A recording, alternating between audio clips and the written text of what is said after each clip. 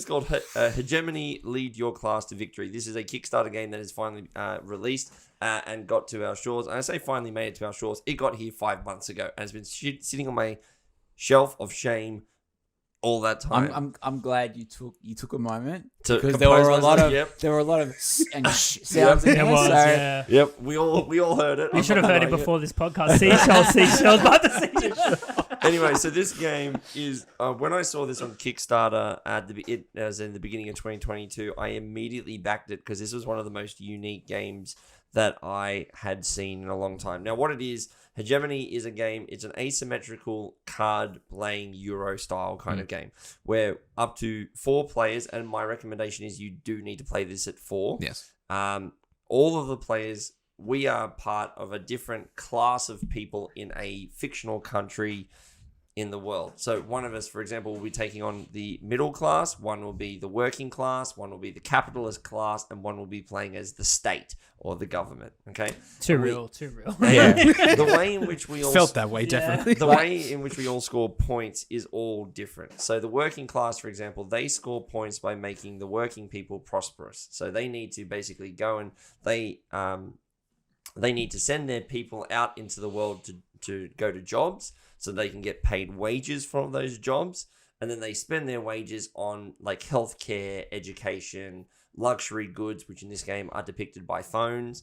And then they spend those goods on their people, therefore making them more prosperous, and then therefore making them get you more victory points. The capitalist class, well, they need somewhere to go and work, this working class. So the capitalist class, your whole thing is about making money. So you are going to be making a whole bunch of different jobs and buildings that people can go and work at, and you get to set the wages of where people go and work at these things. So obviously you want to pay people as little as you possibly can, but you want people to still come here and work here because when they work there, they produce you goods. So people are going to come work for you. You have to pay them, but they also then produce you goods, which those people will in turn buy off you, right? In turn, giving you more money, and the capitalist class makes more money, and that's how they score victory points. The middle class sits in the middle, and he does a bit of both of those things. He can send workers to work at some buildings to get wages, but he can also start his own little individual small businesses that he can run there and make goods, buy goods, sell goods, etc., and also make his people prosperous. And then you finally have the last one is the government. Essentially, the state is what it's called, and the state just wants to keep everyone as happy as possible. They score points by gaining legitimacy, quote unquote, from the other 3 factions, and by doing that, when they get more legitimacy in their factions, everyone likes the government a bit more. Therefore, the government makes more money, right? That's the general overview. We're trying to just move pawns around the board to produce stuff, to buy stuff, to sell stuff, and everyone scores points in different ways. Where this game becomes really, really good is there is one part of the board, and this is called the political board, the political policy board, and there are 7 different policies that dictate different things. The easiest one to understand is one of the policies is called the labor market, and it just dictates what the minimum wage of any of the businesses are. And so it starts in the game. Each of these policies have 3 different levels: level 1, level 2, and level 3. Starts the game in level 2, and that means that the capitalist, his minimum wage has to be the level 2. He can never set it below that. However, one of his actions that he potentially could do is he could propose a bill that says, I want to lower the minimum wage. And then the game plays over 5 different rounds. There's an action round where we just doing a whole bunch of stuff on the board. Then there's the production phase where we produce all the stuff that we just did. And then we have the political phase where we hold a whole bunch of elections on all of the different policies out on the board. And so you have to think, are you in favor or are you not in favor? So obviously the working class, they're not in favor because they want to get paid as much money as possible. But the middle class, he's sitting there and he's thinking, I don't know if I want to pay the working class a lot of money either, but that means I don't. So he has to make the choice. But then you also have your own workers, so you're like, but I would like to get paid more. So you know, you're in this sort of middle ground where you can be pulled either way. Yeah, and so there's a whole bunch of this stuff going on where the game itself is actually a very simple. It's a kind of a dichotomy of like different ups and downs, because it was one of the most intimidating teachers I've ever done, but it's a very simple game at its heart. Yeah. all you're doing is everyone has their own unique set of like deck of cards, and those decks are actions. And on your turn, you literally can play a card down in front of you, and you can either do the action on the card, whatever it says, or you do a basic action. Is that like you pre-plan it, or you just put the card and you do the thing? When it's your turn, you do it. But everything happens in a specific order. The working class always gets the first action. So it goes working, middle, capitalist, Senate. No, the state, whatever. I am the Senate, right? I was waiting for the slip up. Thinking about it all the time, right?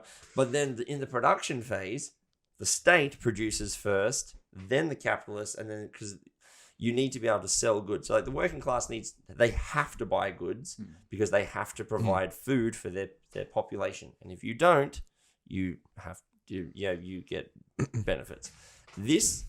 I'm going to stop talking about what the game is at this point because this is our first impressions of what it is because we only played 2 out of the 5 rounds. A couple of reasons. The teach took longer because I said this is going to be a rough teach just because I'm going to teach you all your individual stuff. We also started a bit late, so I was like, we're not going to finish this game up front. But Blayke and he was part of this. You were the middle class and I was the state. I got to get like it. We both can't stop thinking about this game from the next day. Definitely. It's one of those games. Mate, just from those first 2 rounds, I need to play this game again and very soon. It was a lot of fun. There's a lot of, I suppose, role-playing you can do with this game. One thing that stood out to me as a little bit different was with the voting system on these policies. You know, when you're only voting, whether you're in favor. Now, the amount of power that you have is you've got these colored cubes which go into a baggie. And so all that happens in the voting is you mix up the bag, you pull out 5 cubes, and whichever color gets split into whether that person was yay or nay. So you don't actually... There are ways to influence further. There are ways to say, I want to have... To spend some influence further, to further influence it. But it's pretty random on... Just because 3 people voted yay... doesn't mean that that's the way it's going to go. If the 4th person has a lot of, or just luck of the draw, you can get these sort of outcomes. So it's not like but is 3 that, people is that can... game changing though? Can be. So there are things like, all the elections, so there are 7 different policies that we're voting on, such as one of them is the fiscal policy, which basically says the state gets to also have buildings and they pay really, really well. Okay.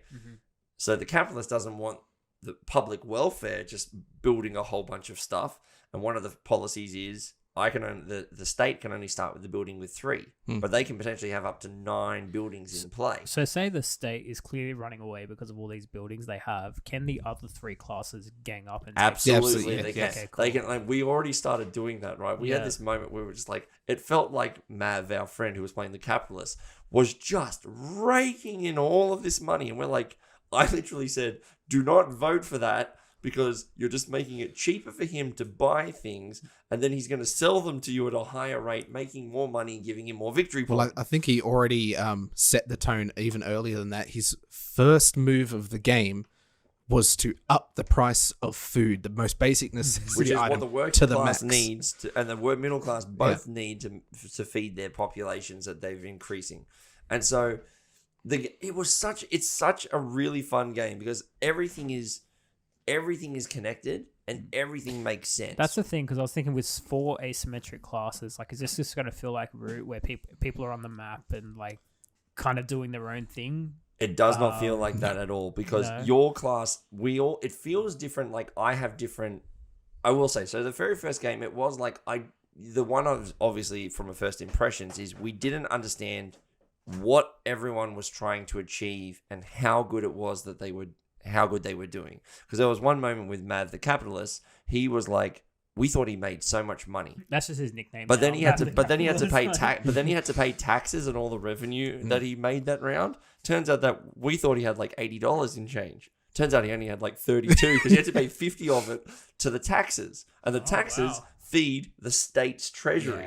And then the state treasury, so my coffers, I don't have a personal income. I just have the state treasury. So everyone has to pay taxes at the end of the round to the state. Oh, okay. Right? And then the state can then like set the prices of different, we had like free healthcare. So it meant that I was producing healthcare, and then the next round the middle class and the working class would immediately just come and snatch up as much of it as they could. Like, give me more healthcare, that makes me good.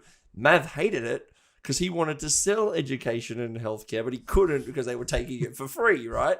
So you can really already start cool. to see where this game starts to become super crunchy. Crunchy. Yeah, 'cause crunchy. You're trying to see Yeah. what affects other players. Yeah, so the game itself plays in about 3 to 3.5 hours. I put it at that rate of about like a Terraforming Mars, a Brass Birmingham, and Eclipse. Those kind of bigger games, right? Yeah. There is a lot here. But the game itself is literally your action phase is you have 7 cards in hand, and you're going to choose one of them. Either play it for a basic action or play it for the action on the card. Go. Yeah. Sounds pretty good. It is really good. And I think just going back to Ralph's question, in comparison to Root, I think where it avoids that sort of everyone just doing their own individual things is there's a lot of, even though they're all unique and different, Yep. the way they play, there's a lot of crossover in between. Not necessarily between all of them, but the capitalist crosses over with the middle class, and Middle class crosses with the working class. and then and the state will also have the public sector where workers can also go work. So you're competing.